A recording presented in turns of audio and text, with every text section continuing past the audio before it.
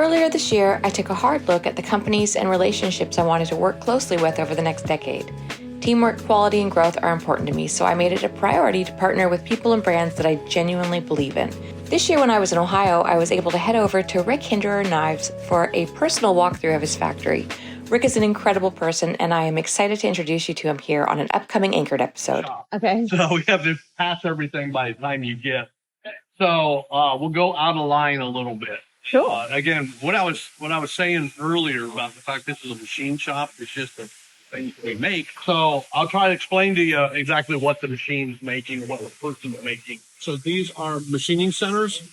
So the difference between manual machining, and it's kind of neat that we have it set up this way. This is a manual mill. A lot of this is a mill that they've been using probably since the early 1900s. This is the exact same thing. So it's just the machining process of what that does is exactly what this does. The movements are you do by hand. Right. Okay, so when you're milling and stuff, you're actually making it move. And then you have a little readout that tells you, okay, I need to move this. That does the exact same thing, except this does it with a computer. So called CNC, computer numerical control.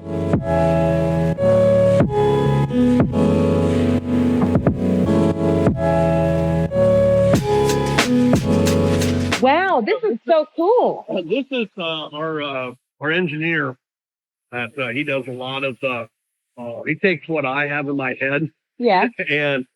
and pretty much calculates it and programs it for the CNC machine.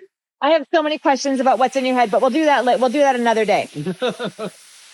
Sounds good. So, and these are the exact same machines, Okay. except these are set up in a production. So once everything is all proofed out on the prototyping machine, then we go into production on a different knife. Then all of the parts over here are done in a production set. So they do the same thing, but like this is a handle that we're doing. So this is titanium. This is so cool, Sam. Really cool. Oh Yeah. So this is what a coupon. So it's cut out of a sheet of titanium. Okay. With the water jet. We'll see the water jet. That's the one that's in the back of the room. So from here, we call them coupons because all the machining and everything, because this is what it's making, this side right here. So you can see there's a lot of machining that goes into it. So that's done with these machines. So like this coupon, what he's doing there is we got 3 different plates. So it goes from one plate to the next plate to the next plate. All of the parts, and then that's how by the time they come off the end, they're all finished, ready to go into the. If I'm going too fast, a lot of times That's when great. I have a group that comes through, usually about halfway, it's kind of like in class, right? You're like, it's a lot of information that that really comes out. No, you throw it out. I'll match your pace. The big question you'll probably get is, what's the liquid? What is the liquid? So that is a coolant. So these tools, if you didn't use coolant to keep things cool in the machining operation, the tools would burn up. So that's what that is. So a lot of people, that's probably one of the most common questions that I get. Well, this might be a stupid question, but then Never a stupid question. I was actually thinking it was the pressure of the water or the coolant or whatever the liquid was doing all the work. So what is cutting? Is that a fine tip point? Yeah. So this is a small round nosed end mill. Okay. That's actually looks like a maybe an 1/8 diameter carbide end mill.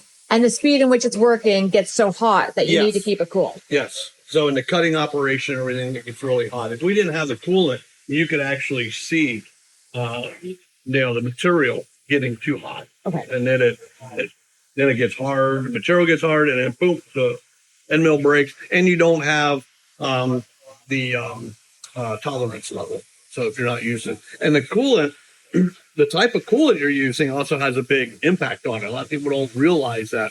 Machinists, it's all part of the machining when you go to learn to be a machinist. That's really, really important. Have we kicked you out of your station? Sorry. So yeah, for all of them, Mike does all of the handles, the lock side, what we call lock side, this part of the knife, and Yeah. so and it's the tolerances that we hold are incredibly tight. We actually make all of the screws, like this pivot. That's the pivot barrel for the blade. All of these, we make all of these In-house. Wow. yeah. To where a lot of companies and knife makers, they buy parts that, somebody else makes them. Right from the get-go, when I started into making folding knives, I designed my own hardware because I didn't want to be limited by my designs for the knife. So I'm like, well, I want a bigger pivot. I want a pivot that is more robust, but there's nothing available out in the market. I didn't worry about that. I just make my own. And so I did that very early on. I made them by hand first. Right. Oh my goodness. Obviously in a production sense, you really can't do that. So I got a CNC lathe, and that made it. And then CNC, you can make one on a manual lathe, very high quality, very tight tolerance. These are washers that go into our knives, steel washers. I gotcha. Yeah. Lots of them. So these machines made all those washers. Holy.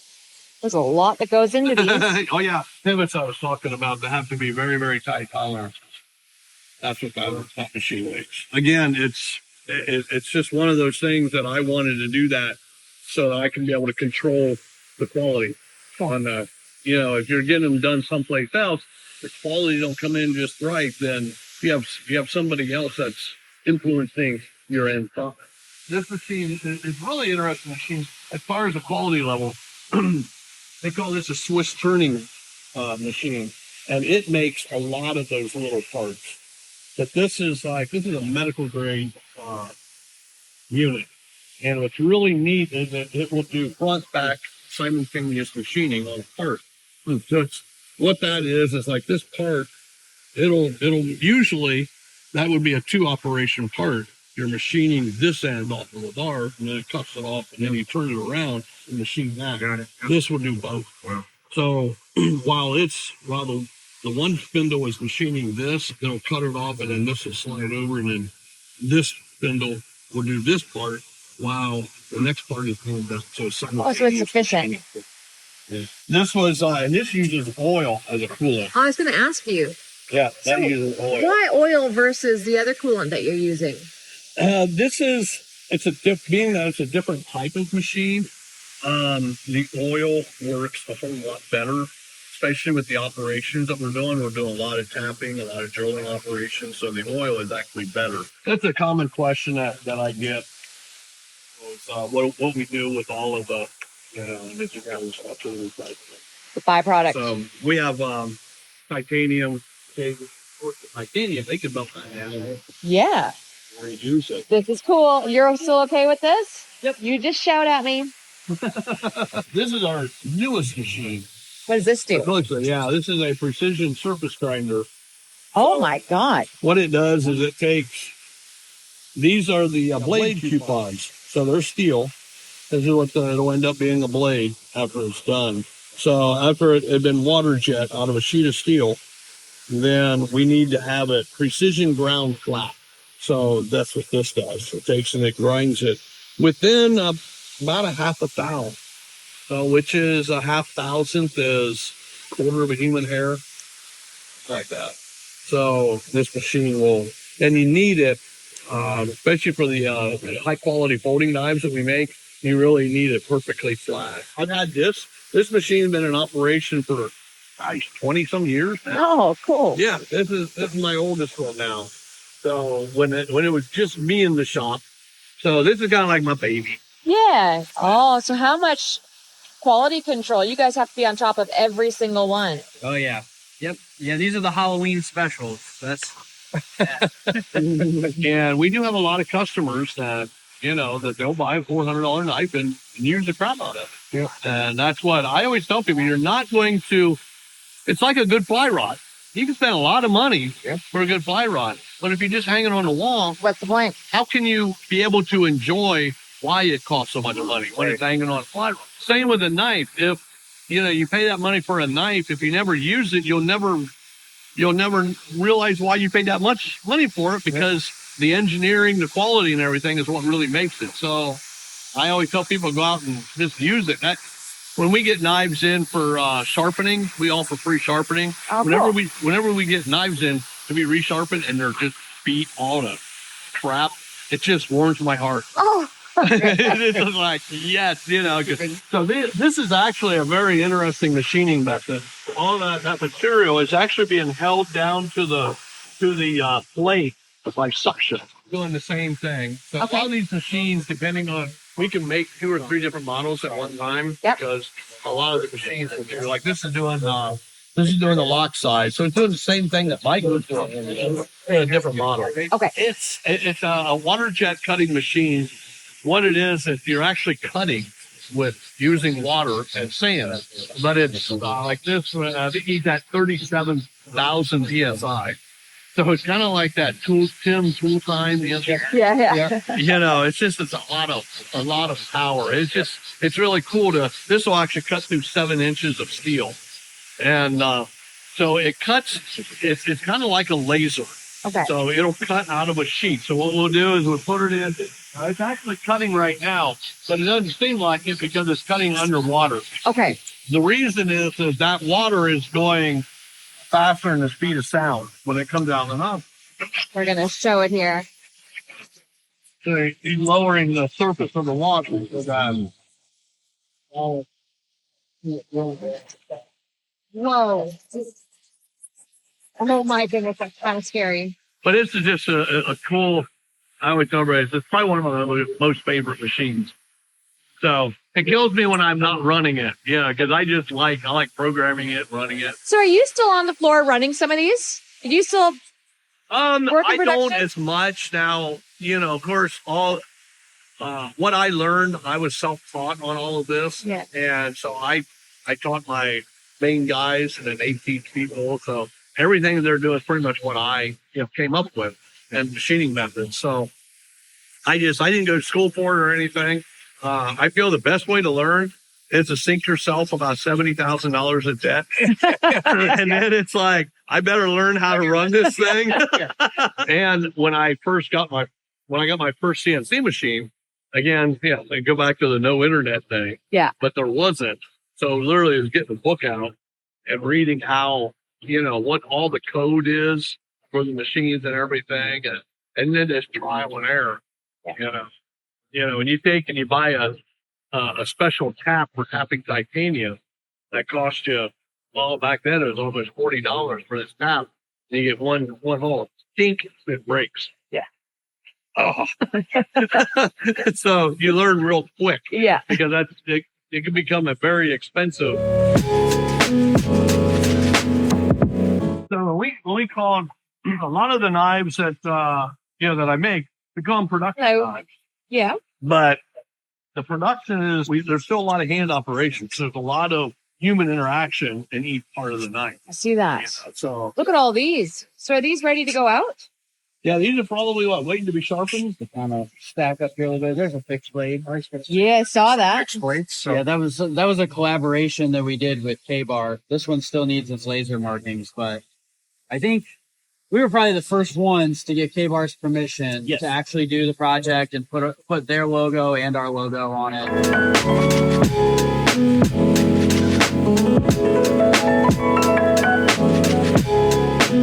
So when they come off the machining operations, there are a lot of sharp edges, and so we have to take and deburr everything, and also the finish on most of our knives.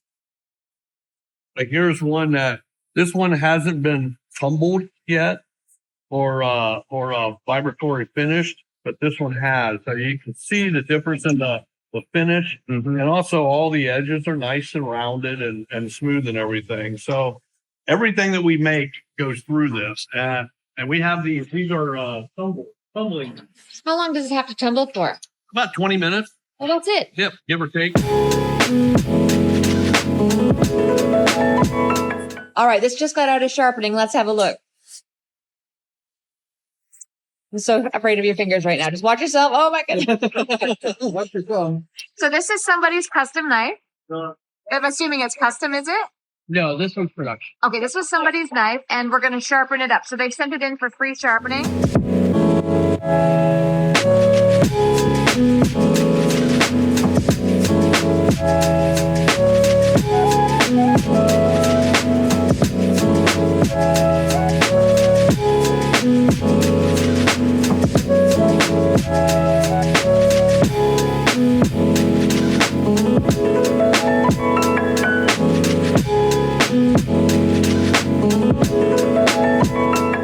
So we're all the way up into finalizing everything. Then where do we go, Rick? Then from here, after they go into the laser. So all those knives in the trays are where the logo gets put on. This laser actually. Now we have 3 different lasers. The powerful laser, we have 100-watt laser. We can move deep in the engraving with that. It'll actually cut down 3D engraving and stuff like that. So we take 52 of them, actually 54, and we'll take each knife is in a deck of cards. So we'll laser like 7 of diamonds. So that knife will have 7 of diamonds on it, and we put it together. We package it in a display box, and we put it together with either a special coin that we make, or we make custom made dice. Kind of like a gambler set. Yeah. And we'll have a special deck of cards that go. So we make this whole set, and we sell it only on Black Friday. And each year since I started it, we come up with something to outdo the year before. So it's like better. It's a lot of pressure. Better, yeah. And it's really getting, because I don't know how many. It's like 7 years now. So this year it's going to be a real blowout. We're actually collaborating with somebody else, and he makes jewelry out in Los Angeles. So I'd love to show the final where's the final stage? After this, they go down to shipping. So all of the different parts, she'll take, like we got the tabs. You can kind of see these here are the handle nuts.